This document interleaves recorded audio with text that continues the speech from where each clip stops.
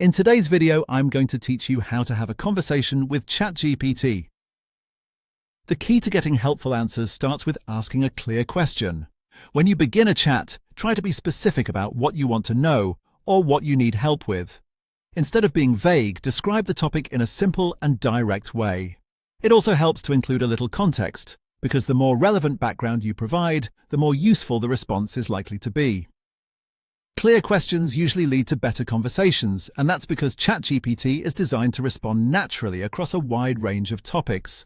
For example, you could say, "Can you explain how digital marketing works for beginners?" That works well because it clearly states the subject and the level of explanation you want. Once you get a response, the next step is to use follow-up questions. This is where the conversation becomes much more useful. If something feels too broad, too technical, or not detailed enough, ask for clarification. You can request more examples, ask for a simpler explanation, or explore one part of the topic in more depth. A good conversation with ChatGPT often happens step by step, with each message building on the one before it. This lets you refine the information based on your own goals and understanding. For instance, after an explanation, you might say, "Can you give me a real-world example of that?" That kind of follow-up helps turn general information into something practical and easier to understand.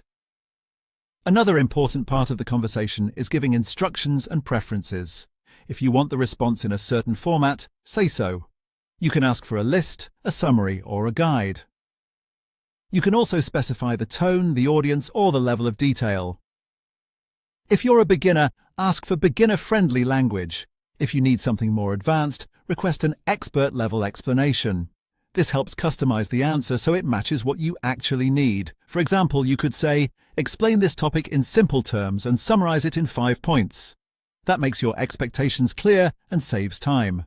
Finally, make the conversation interactive. Don't think of ChatGPT as something you only ask one question to. You can share your ideas, give feedback on the response, and add more information as you go.